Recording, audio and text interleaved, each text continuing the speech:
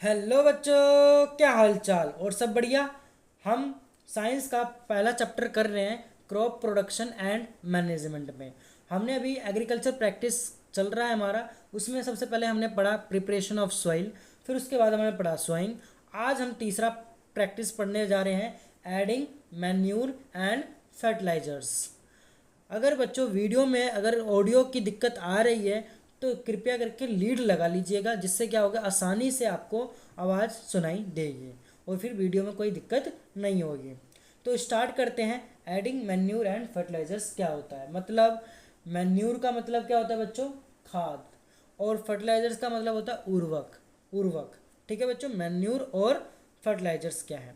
The substance which are added to the soil in the form of nutrients for the healthy growth of plant are called manure and fertilisers. वे पदार्थ जिन्हें मिट्टी में पोषक स्तर बनाए रखने के लिए, मतलब बनाए रखने के लिए मिलाया जाता है, तो उसे हम खाद कह देते हैं और उर्वरक कह देते हैं। ठीक है बच्चों। मिट्टी मतलब क्या है, पौधों की गुणवत्ता बनाए रखने के लिए, गुणवत्ता बनाए रखने के लिए जो चीज़ हम मिलाते हैं पोषक के तौर पर, उसे हम खाद और उर्वरक कहते हैं।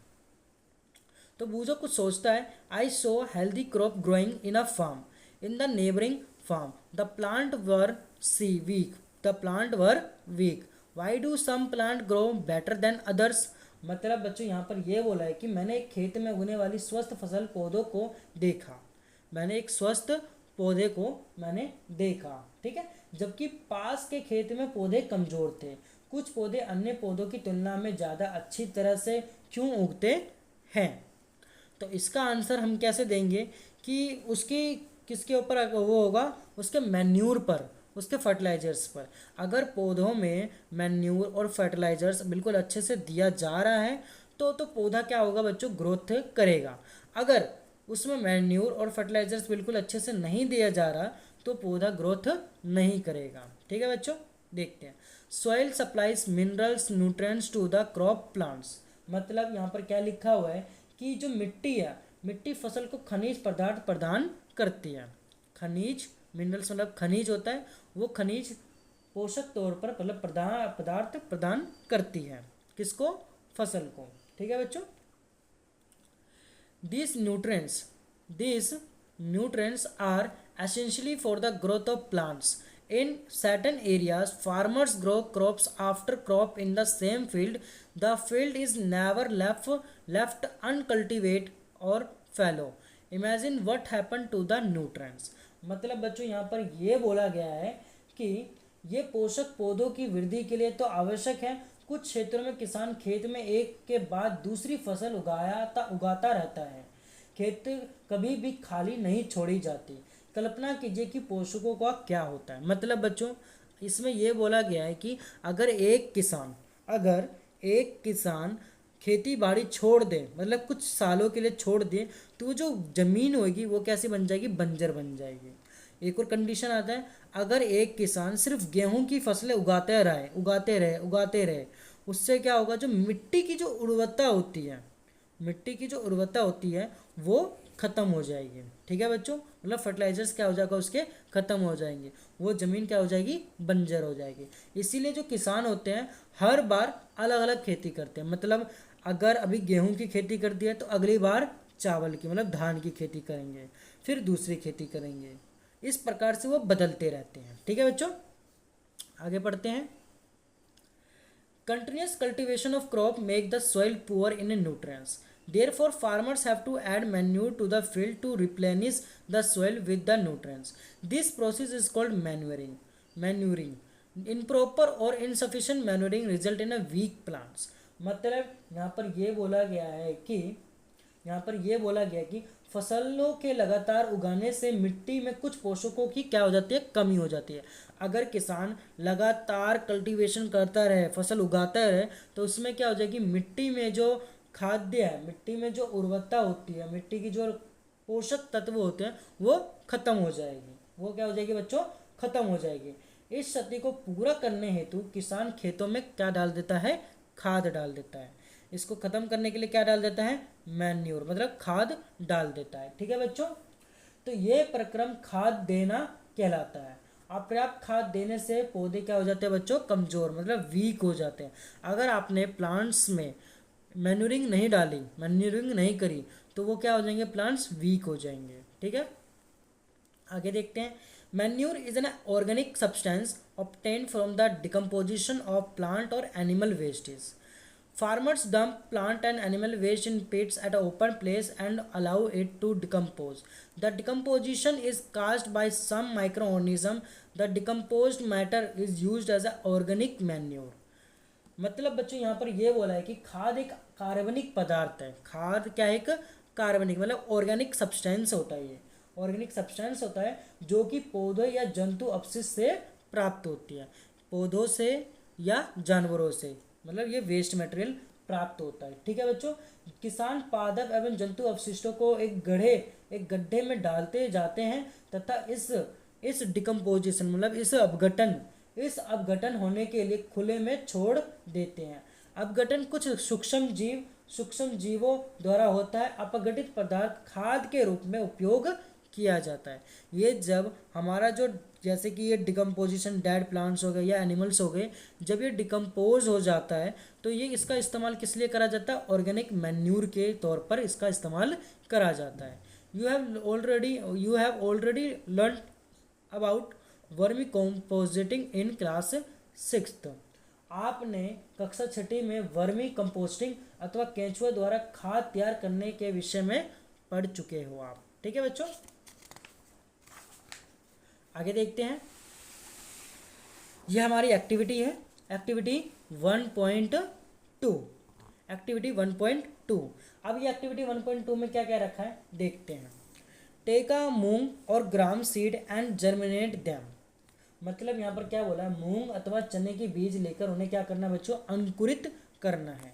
अंकुरित तो करना आता ही है बच्चों, जैसे कि हमने पानी में अगर बीज डाल देंगे, कुछ एक दिन के लिए, कुछ घंटों के लिए छोड़ देंगे, मतलब एक दिन तो लगता ही है बच्चों, एक दिन के लिए छोड़ देंगे तो वो धीरे धीरे वो क्या हो जाएगा, उसके बीज निकलने लग जाएंगे, मतलब अंकुरित निकलने लग जाएगा, वो वाइट सी थ्रेड लाइक स्ट्रक्चर निकलने लग जाएगा।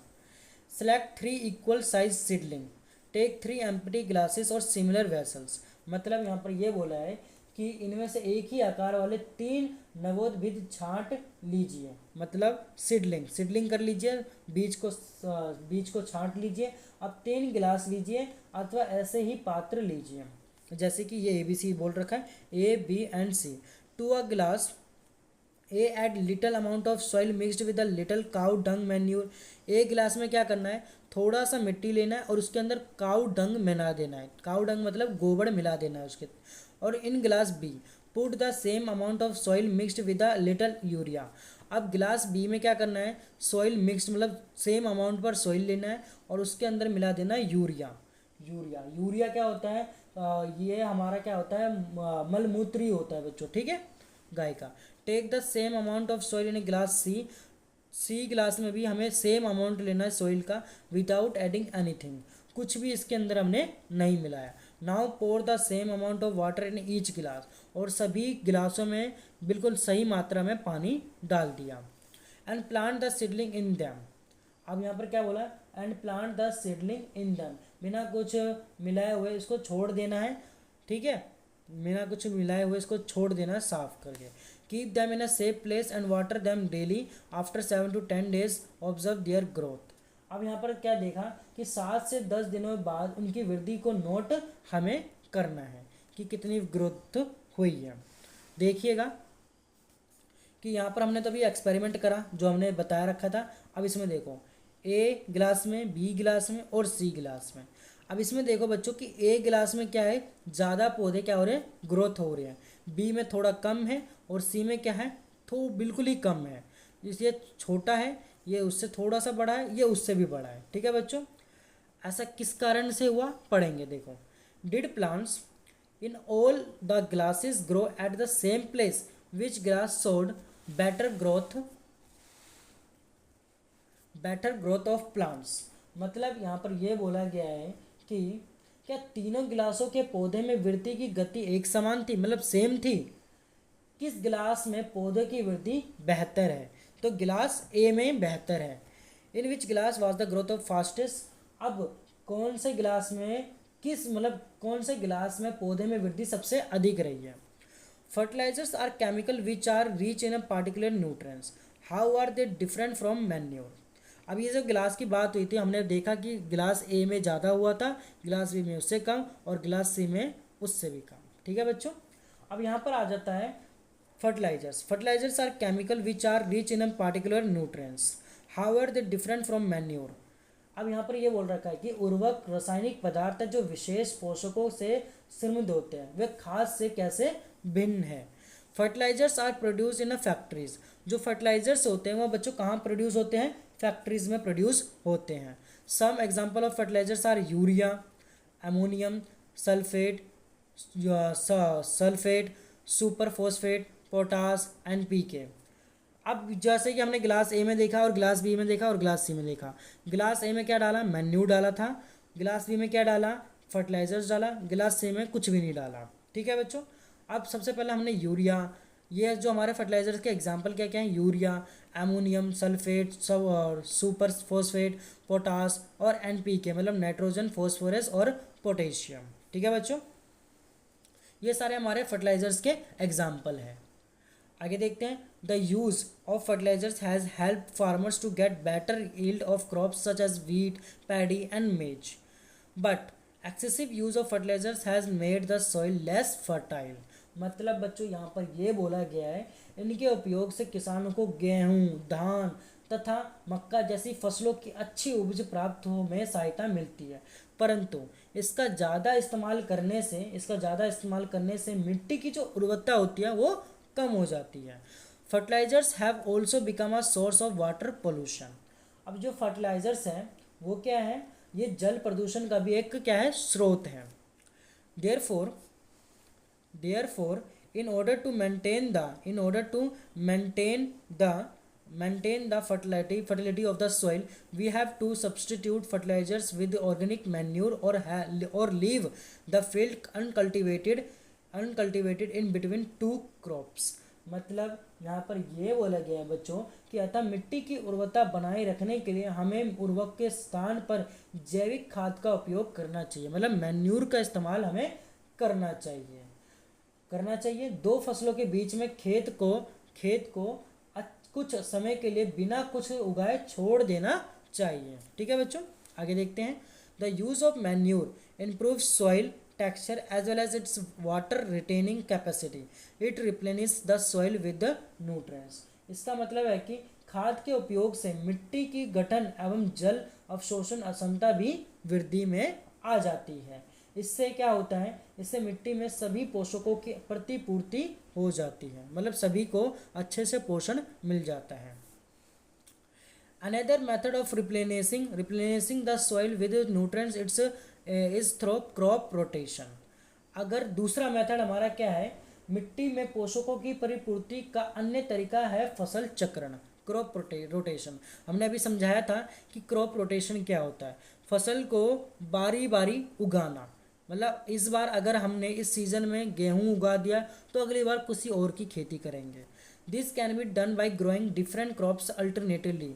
मतलब ये जो खेती है ये एक फसल के बाद खेत में दूसरे किस्म की फसल एकांतर क्रम में उगा कर किया जाता है। मतलब अगर आज मतलब इस सीज़न में गेहूं उगाया तो अगले सीजन में हम क्या उगाएंगे बच्चों, धान की खेती करेंगे, अल्टरनेटिवली करेंगे।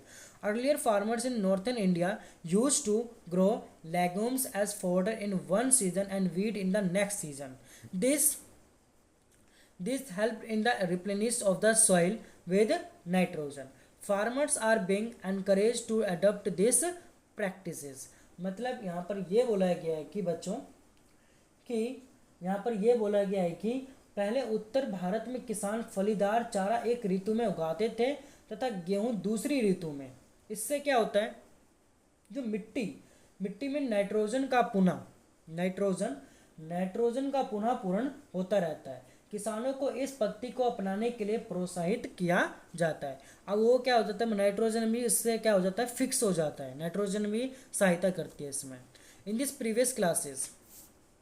The previous classes you have learned about rhizobium bacteria.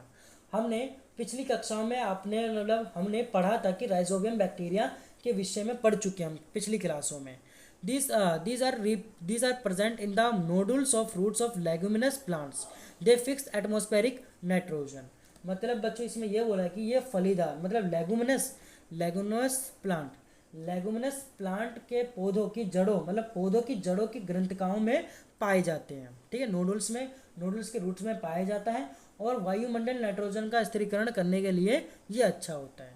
They fix, ये क्या करता है, ये फिक्स करता है एटमॉस्फेरिक नाइट्रोजन को, ये फिक्स करता है कौन, राइजोबियम। एक नंबर में क्वेश्चन बन सकता है कि नाइट्रोजन एटमॉस्फेरिक नाइट्रोजन को कौन फिक्स करता है, राइजोबियम करता है। ठीक है बच्चों, आगे देखते हैं। ये हमारा टेबल दे रखा है फर्टिलाइजर्स और मैन्यूर का, ये भी पेपर में आता है डिफरेंस फर्टिलाइजर्स और मैन्यूर का। ठीक है बच्चों, इसको भी आप कर लेना। आगे हम देखते हैं एडवांटेजेस ऑफ मैन्यूर क्या है। एडवांटेजेस ऑफ मैन्यूर क्या है, the organic manure is considered better than fertilizers, this is a because, मतलब यहाँ पर क्या बोल रखा है कि खाद के लाभ, एडवांटेजेस ऑफ मैन्यूर का मतलब खाद। अब खाद के लाभ क्या है, जैविक मतलब जैविक खाद उर्वरक की अपेक्षा अधिक अच्छी मानी जाती है, इसका मुख्य कारण है जो हमारा फर्टिलाइजर्स है, फर्टिलाइजर से अच्छा किसको माना जाता है, मैन्यूर को अच्छा माना जाता है। It enhance the water holding capacity of the soil, पहला इससे मिट्टी की जल धारणा क्षमता में वृद्धि होती है, मतलब जो मिट्टी होती है मिट्टी में कैपेसिटी होल्डिंग कैपेसिटी बना देता है, वाटर को रोकने की क्षमता को बढ़ा देता है। It makes the soil porous due to which exchange of gases become easy, इससे क्या होता है, इससे मिट्टी भुरभुरी एवं सरंध्र हो जाती है जिसके कारण गैस विनिमय सरलता से होता है, मतलब गैस एक्सचेंज ईजिली हो जाता है। ठीक है बच्चों, it increases the number of friendly microbes, इससे मित्र जीवाणुओं की संख्या में भी वृद्धि होती है। It improves the texture of the soil, ये इस जैविक खाद से मिट्टी का गठन सुधर जाता है। ठीक है बच्चों, आई होप आपको ये मैन्यूर समझ में आएगा, एडवांटेजेस ऑफ मैन्यूर क्या है। अगले हम वीडियो में इरिगेशन पढ़ेंगे, इरिगेशन क्या होता है। अगर बच्चों आपको अच्छे से समझ में आ रहा है तो चैनल को सब्सक्राइब कर दीजिएगा और एक लाइक ज़रूर कर देना इस वीडियो में, और हाँ अपने दोस्तों को भी ज़रूर शेयर कर दीजिएगा। आज की वीडियो के लिए बस इतना ही, धन्यवाद।